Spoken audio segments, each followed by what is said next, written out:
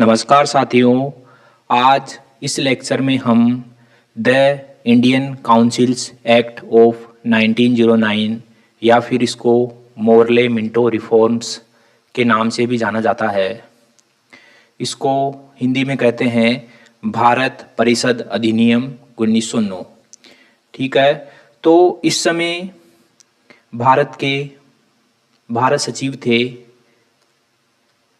भारत सचिव थे Morley, Lord Morley, और वायसराय थे मिंटो, लॉर्ड मिंटो।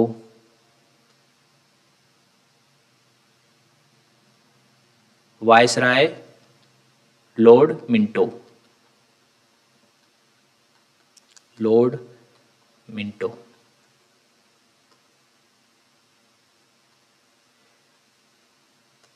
इससे पहले कि हम मोरले मिंटो रिफॉर्म्स के बारे में जानें, उससे पहले हम थोड़ा सा इसका बैकग्राउंड डिस्कस कर लेते हैं कि आखिर मोरले मिंटो रिफॉर्म्स करने की कहाँ आवश्यकता पड़ गई। तो हमको पता है कि भारत परिषद अधिनियम 1861 में वायसराय की परिषद में अतिरिक्त सदस्यों के रूप में 3 भारतीय सदस्यों को स्थान दिया गया था। उसके बाद भारत परिषद अधिनियम 1892 में अतिरिक्त सदस्यों के रूप में 16 भारतीय सदस्यों को वायसराय की परिषद में स्थान दिया गया था। तो इन सदस्यों की संख्या बढ़ाने की लगातार मांग बढ़ रही थी कि केंद्रीय और प्रांतीय विधानसभाओं में जो है सदस्यों की संख्या बढ़ानी चाहिए। तो इसी पृष्ठभूमि के बीच द इंडियन काउंसिल्स एक्ट 1909 आता है, भारत परिषद अधिनियम 1909 आता है। इसके साथ साथ ही मुसलमानों की भी ये मांग थी कि शासन में उनका प्रतिनिधित्व बढ़ाया जाना चाहिए और उनको पृथक निर्वाचिका मंडल दिया जाना चाहिए, यानी कि पृथक निर्वाचिका का उनके लिए प्रावधान किया जाना चाहिए। इसके साथ साथ ही सरकार भारतीय राष्ट्रीय चेतना जो उस समय बहुत उफान पर थी, बहुत चरम पर थी, उससे भी निपटना चाह रही थी। तो इन्हीं बैकग्राउंड के बीच the Indian councils act of 1909 या द मोरले मिंटो रिफॉर्म्स आते हैं, भारतीय परिषद अधिनियम 1909। 1907 में हमको पता है 1907 में सूरत विभाजन होता है कांग्रेस का, और इसमें कांग्रेस नरम दल गरम दल में बट जाती है, नरम दल और गरम दल में बट जाती है। तो हमको पता है कि गरम दल का तो सरकार ने पतन कर दिया था। लाल, बाल, पाल और घोष जो गरम दल के प्रमुख नेता थे, लाला लाजपत राय, बिपिन चंद्र पाल, बाल गंगाधर तिलक और अरविंदो घोष, इन सबको भिन्न भिन्न प्रकार से जो है अपने रास्ते से हटा दिया था और सबको जेल में डाल दिया था। तो गरम दल के प्रमुख नेता तो समाप्त हो जाते हैं। उसके बाद नरम दल के प्रति उन्होंने रणनीति अपनाई थी इनको प्रसन्न करने की। तो इनको खुश करने के लिए जो है भारत परिषद अधिनियम में सीटों की संख्या बढ़ाई गई और भी अन्य सुधार किए गए। उसके साथ साथ एक और दल भारत में था जो कि था all India Muslim league.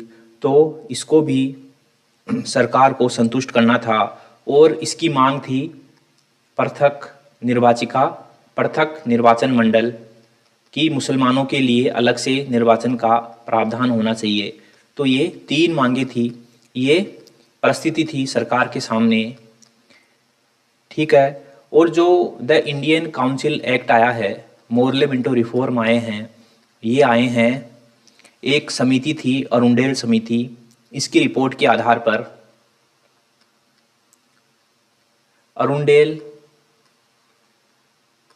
Arundel समिति की रिपोर्ट के आधार पर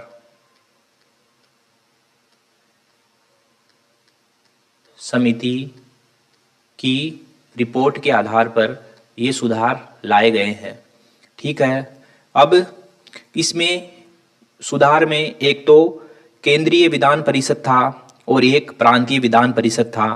तो इनके बारे में एक एक करके देख लेते हैं कि केंद्रीय विधान परिषद में क्या परिवर्तन हुए और प्रांतीय विधान परिषद में क्या परिवर्तन हुए। तो पहला है हमारा केंद्रीय विधान परिषद।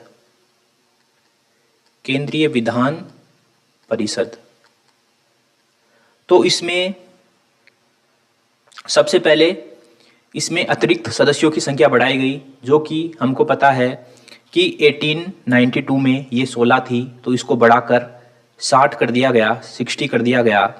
तो अतिरिक्त सदस्यों की संख्या बढ़ाई गई। अतिरिक्त सदस्यों की संख्या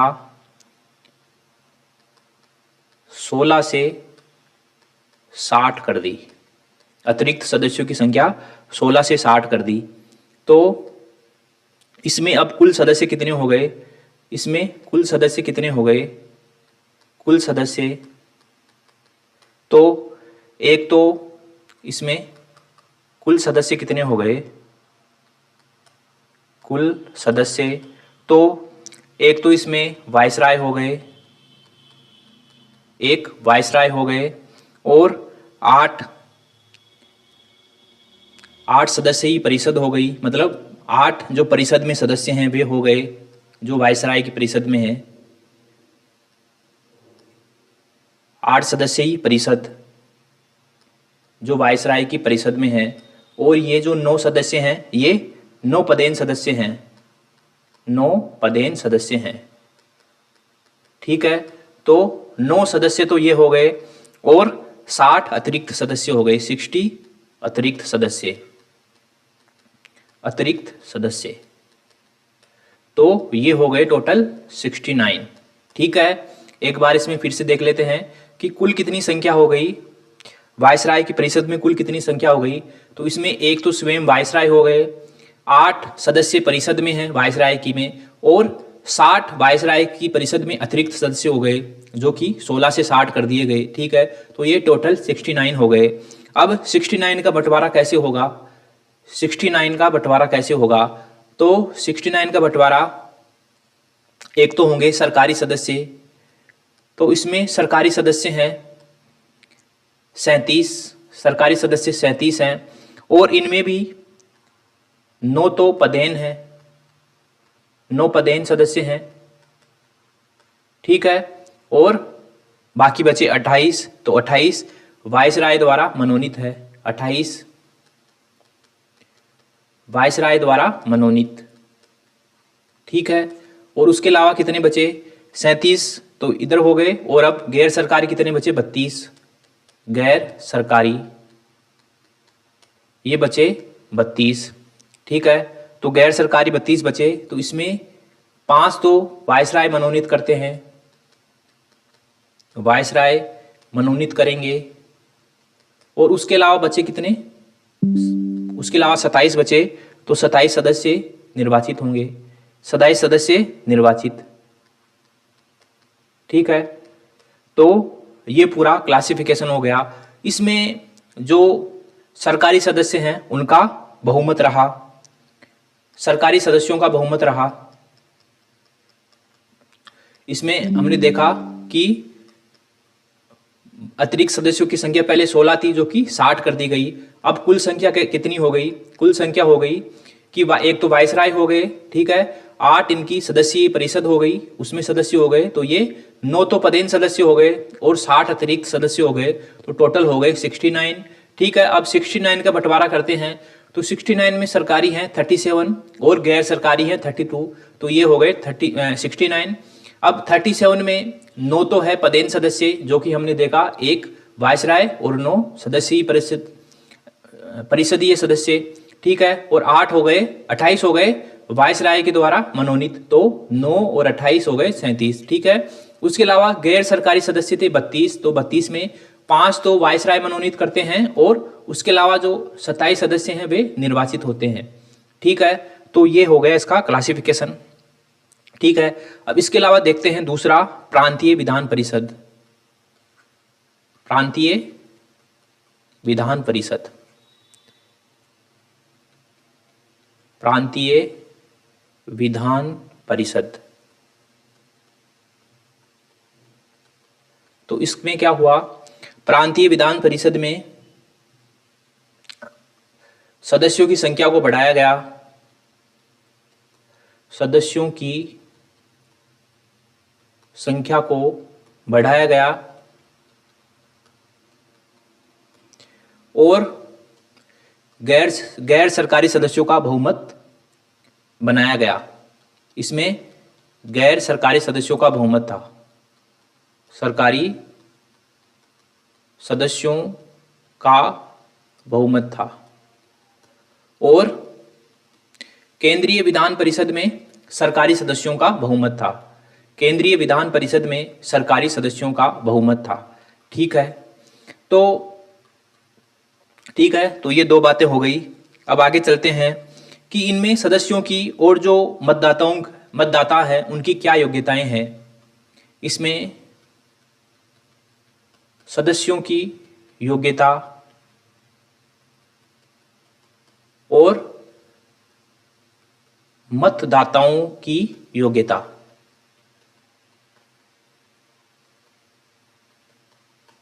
ठीक है, तो इसमें सदस्यों की और मतदाताओं की एक समान योग्यताएं हैं कि इसमें केवल पुरुषों को ही चुनाव लड़ने का अधिकार था, केवल पुरुषों को ही सदस्य बनने का अधिकार था, केवल पुरुष। ओके, उसके साथ साथ ही इसमें कम से कम 21 वर्ष आयु होनी चाहिए, 21 वर्ष आयु होनी चाहिए। और उसके साथ साथ ही वे जो है मानसिक रूप से स्वस्थ हों, मानसिक स्वस्थ यानी कि मेंटली फिट होने चाहिए, ऐसे नहीं हो कि पागल हों। ठीक है, उसके अलावा मतदाताओं की भी यही थी कि ये केवल पुरुष ही मतदान कर सकते हैं, केवल पुरुष ही मतदान कर सकते हैं। उसके अलावा 21 वर्ष का पुरुष ही मतदान कर सकता है, 21 वर्ष आयु। और इसमें भी यही था, मानसिक स्वस्थ होना चाहिए, मानसिक स्वस्थ। ठीक है, तो ये इसकी योग्यताएं थी। उसके अलावा विधान परिषद के सदस्यों की शक्तियों में वृद्धि की गई, विधान परिषद के सदस्यों की शक्तियों में वृद्धि की गई। विधान परिषदों के सदस्यों की शक्तियों में वृद्धि की गई। तो क्या क्या वृद्धि की गई, एक तो वित्तीय मामलों में देखते हैं, वित्तीय, और एक लोकहित या सामान्य मामले, लोकहित या सामान्य मामले। ठीक है, तो वित्तीय मामलों में बजट पर बहस की शक्ति दी, बजट पर डिबेट कर सकते हैं।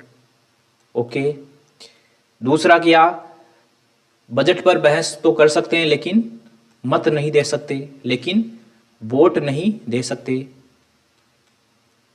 ठीक है, बहस कर सकते हैं बजट पर लेकिन मत नहीं दे सकते।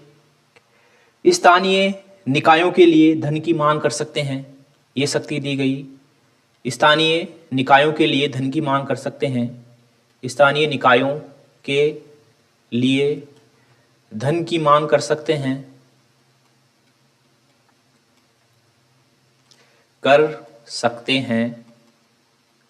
उसके अलावा नए कर एवं पुराने करों को संशोधन का प्रस्ताव दे सकते हैं, नए कर लगाने का, नए कर एवं पुराने करों का पुराने करों में संशोधन का प्रस्ताव दे सकते हैं। ठीक है, तो ये उनको शक्तियां दी गई। ठीक है, लेकिन ये सभी जो है सलाहकारी थी, इसमें कुछ भी बाध्यकारी नहीं था। अगर वायसराय चाहे तो इनको माने, नहीं चाहे तो ना माने। ठीक है, उसके अलावा लोकहित और सामान्य मामले में क्या था, लोकहित और उसमें क्या शक्तियां दी गई, लोकहित और सामान्य मामलों में इसमें क्या शक्तियां दी गई, तो इसमें शक्तियां दी गई कि जनसाधारण के मामलों में प्रस्ताव रख सकते हैं, जनसाधारण के मामलों में प्रस्ताव रख सकते हैं, में प्रस्ताव रख सकते हैं। ठीक है, और ये प्रस्ताव रखने के लिए 15 दिन पहले पूर्व सूचना देनी होगी। ठीक है, और इसमें क्या प्रावधान रखा गया कि इसमें मत देने का अधिकार दिया गया। मत देने का अधिकार वित्तीय मामलों में नहीं था, लेकिन इसमें दिया गया। वोटिंग करने का अधिकार दिया गया। ठीक है, विधान परिषदों में। ओके, जो है प्रश्न पूछ सकते हैं, प्रश्न पूछने का अधिकार, प्रश्न पूछने का अधिकार दिया गया, पूछने का अधिकार। और जिस सदस्य ने प्रश्न पूछा है उसको पूरक प्रश्न पूछने का अधिकार भी दिया गया। पूरक प्रश्न पूछने का अधिकार, प्रश्न पूछने का अधिकार भी दिया गया। ठीक है, इतनी सारी बातें हो गई। ओके, आगे बढ़ते हैं। आगे बढ़ते हैं। इसमें भारतीय सचिव एवं वायसराय की कार्यकारी परिषद में भारतीय व्यक्तियों को प्रथम बार शामिल किया गया। ओके, तो इसमें भारत सचिव और वायसराय की, भारत सचिव एवं वायसराय की कार्यकारी परिषद में भारतीय व्यक्तियों को प्रथम बार शामिल किया गया। प्रथम बार शामिल किया गया।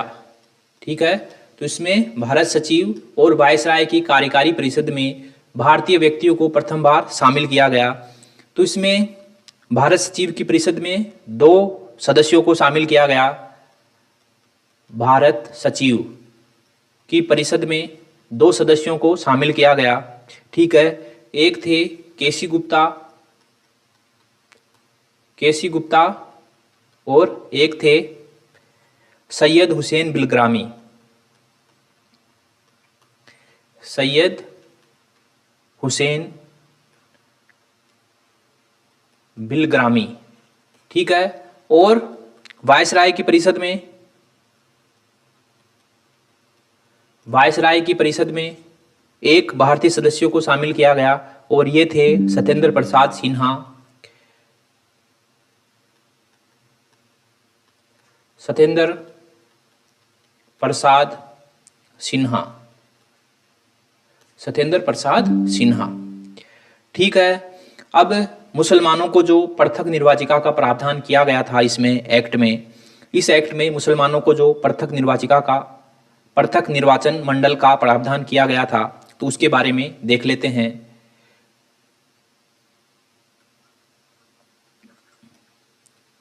पृथक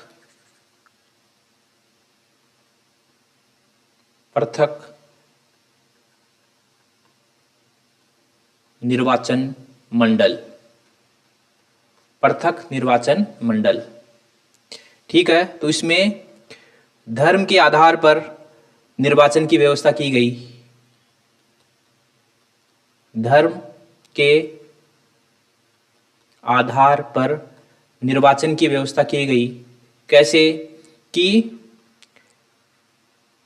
मुसलमानों को केवल मुसलमान मतदाता ही वोट कर सकते हैं, यानी कि जो कैंडिडेट होगा वो भी मुसलमान होगा, जो वोट देने वाला है वह भी मुसलमान होगा, और जो जहां से मुस्लिम प्रतिनिधि खड़ा होगा तो वह भी मुस्लिम निर्वाचन क्षेत्र होगा। ठीक है, तो गैर मुसलमानों को वोट नहीं कर सकते हैं, केवल मुसलमान ही मुसलमानों को वोट कर सकते हैं। ये इसमें प्रावधान था। ठीक है, तो इसमें क्या प्रावधान था कि मुस्लिम प्रत्याशी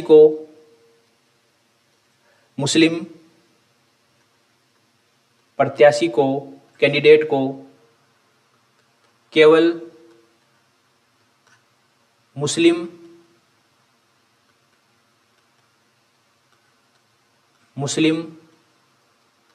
मतदाता ही वोट कर सकता है, ये इसमें प्रावधान था।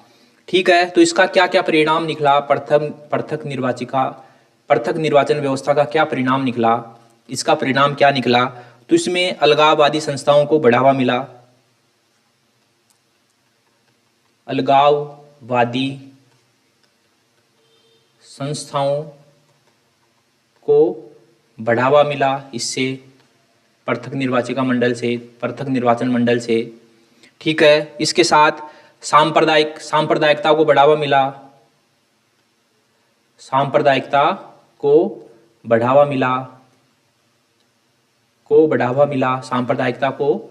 मिला, यानी कि हिंदू और मुसलमानों के मध्य और भी जो है कठोरता आ गई।